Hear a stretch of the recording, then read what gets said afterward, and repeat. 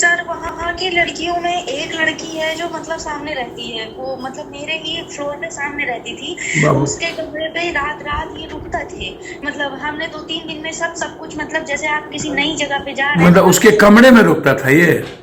हाँ, रात रात पूरा रात क्या रात। नाम? नमस्कार, आपके साथ में रोहित कुमार, आप न्यूज फॉर नेशन पर। नेट की जो छात्रा थी उसके साथ जो कांड हुआ उसके बाद अभी तक उसका सच सामने नहीं आया है। और इसी बीच पप्पू यादव को एक लड़की ने फोन करके जो खुलासे किए हैं उसने सबको सन्न कर दिया है।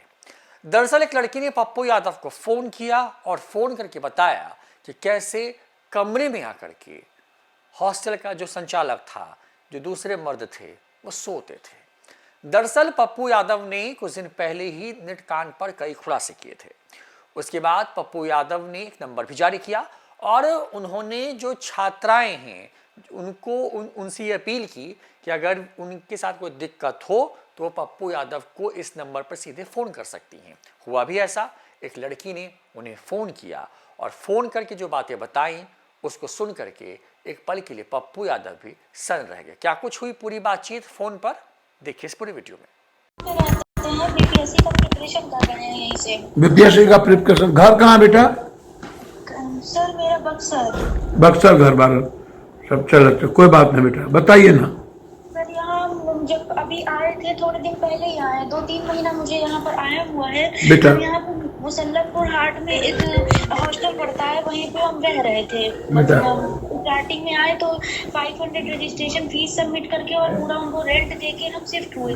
शिफ्ट होने के 6 से 7 दिन बाद या 6 से 1 हफ्ते के भीतर मतलब लीज पर उन्होंने ले रखा है। पहले मैं सोचती थी कि वो हॉस्टल मालिक है, मुझसे बताया था कि मैं खुद हॉस्टल मालिक हूँ, पर मुझे रहते रहते पता चला कि उन्होंने लीज पर ले रखा है किसी से, मतलब वो बिल्डिंग किसी और का उन्होंने ले रखा है। तो वो आए तो 10 बजे, 10 से 11 बज रहा था रात में, तो आए तो दरवाजा खटखटाए, मैंने नहीं खोला। जब मैंने नहीं खोला फिर उसके बाद हमने कहा क्या हुआ भैया बताइए, तो बोले आपका वाईफाई चल रहा है, वाईफाई में कुछ ग्लिच था। तो हमने कहा ठीक है।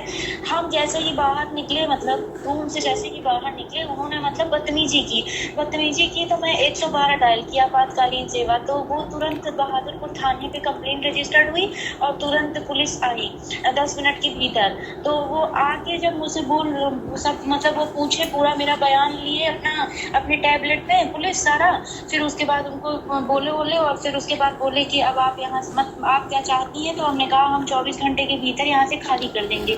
हमारा जितना किराया बकाया था वो सारा मैं छोड़ के, अपना सारा सब छोड़ के चली आई वहाँ से दूसरी जगह। अब 1 महीना मैंने वहाँ से खाली कर दिया था 30 दिसंबर को, 1 महीना हो गया है सर। उसके बाद सोचिए 21 तारीख से, यही 21 परसों से रात में क्या हो रहा है कि मतलब वो जितनी हॉस्टल में लड़कियां रहती थी, 6-7 मंजिला बिल्डिंग है वो, तो उनसे अब वो हॉस्टल ओनर क्या कर रहे हैं, उनको मैंने तो नंबर नहीं दिया उन लड़कियों को, तो उन तक मेरा नंबर पहुंचा कैसे? इसका मतलब हॉस्टल ओनर ने मेरा नंबर दिया है। अब वो लड़कियां मुझे फोन कर रही हैं और फोन कर रही हैं तो ये कि आप कहाँ रह रही हैं, पहला प्रश्न उनका यही है। फिर मान लीजिए हम ब्लॉक कर रहे हैं तो भी यही मैसेज आ रहा है, आप कहाँ रह रही हैं, आपसे कुछ जरूरी बात, मतलब कहीं ना कहीं मेरा लोकेशन छानबीन करने का कोशिश किया जा रहा है। और जिस नंबर से धमकी आई थी उसमें ये बोला गया था कि आप चली गई हैं तो सोचती कि आपको हम छोड़ दिए हैं, ऐसा थोड़े नहीं है। हॉस्टल का नाम क्या है? Shri Saraswati girls hostel. Shri Saraswati girls hostel. माँ सरस्वती, हाँ माँ सरस्वती गर्ल्स हॉस्टल करके राम रतन हॉस्पिटल के पास है ये, मुसल्लमपुर। राम रतन हॉस्पिटल के पास। मालिक का क्या नाम है जो भाड़ा पे लिया है? भाड़ा में जो लिए उनका नाम ऋतिक राज है।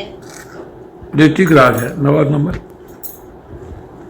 सर वहाँ की लड़कियों में एक लड़की है जो मतलब सामने रहती है, वो मतलब मेरे ही फ्लोर पे सामने रहती थी। उसके कमरे पे रात रात ये रुकता थे। मतलब हमने 2-3 दिन में सब कुछ मतलब जैसे आप किसी नई जगह पे जा रहे हैं, मतलब उसके कमरे में रुकता था ये? हाँ, रात रात पूरा रात। लेकिन एक मिनट लाइन पर रहिए। ऋतिक, पप्पू यादव, एक बक्सर की लड़की बच्ची को काहे तंग करते हो बेटा? बक्सर की एक बच्ची आपके हॉस्टल में रहती थी, वो चली गई, उसके बाद उसको तंग करना कि मैं क्या समझती हैं कि मैंने छोड़ दिया है, ऋतिक ये सब काम ना करो बेटा प्लीज। क्या समझिए सर? उनका कहना है कि मेरे यहाँ रात आ गए थे, सामने में एक बच्ची रहती है, उनके रूम में ये रात भर रहता था, हम जानते नहीं थे और एक दिन वाईफाई के कारण मेरे यहाँ आ गया, अब उसको हमें तंग करता है। तो बाबू आज के बाद ऐसा कुछ मत कीजिएगा, अन्यथा मैं अभी तुरंत एसपी को आपका नंबर भेज दूंगा। सर मेरा हम्बल रिक्वेस्ट, एक बार मेरा बात सुनिए। दूसरी लड़कियों से मुझे धमकी जो दिलवाई जा रही है ये मत करें। ये दूसरी लड़की से आप धमकी दिलवाते हो वो मत करना बेटा प्लीज। नहीं सर, मेरा हम्बल रिक्वेस्ट है। हाँ बोलिए। आप आकर यहाँ मतलब पूछताछ कर लीजिए, लड़कियों से ही पूछताछ कर लीजिए। मेरा लड़कियां आपसे मिली हुई हैं तो क्या जो कुछ लड़कियां आपसे मिली होगी उनसे क्या पूछताछ करें? यह लड़कियां आप मत फोन करवाइए, बात खत्म हो गई, क्लोज करिए इस मैटर को। नहीं सर, किन्हीं भी बात नहीं करवाते हैं, डिटेल निकाल सकते हैं सर। बेटा वो चला गया, पुलिस भी आई, पुलिस में इन्होंने कंप्लेन भी किया था आपके खिलाफ। अब मेरा एक ही रिक्वेस्ट है कि आप किसी कीमत पर उस हॉस्टल के साथ के बच्चियों के साथ आप ये ना करें प्लीज। नहीं सर, कभी नहीं करता है सर। आप तो बोल रहे हैं कि आप एक बार बिहेवियर हॉस्टल में आकर मैंने क्या कहा आपसे? ठीक है समझ। मैं कहा कि एक बच्ची चली गई, उसको आप टारगेट मत कीजिए प्लीज। ठीक है सर, ह्यूज रे। Thank you. धन्यवाद आप।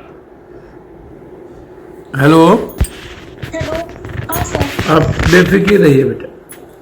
वो यही अनुरोध है आपसे कि मुझे बस फोन कॉल मैसेज करके परेशान न किया जाए। आप जैसे आएगा इस नंबर पर आप मैसेज कर दीजिएगा, उनका फोन टेप कर लीजिएगा। ठीक है सर, ओके। थैंक यू बेटा, प्रणाम। ठीक है, प्रणाम।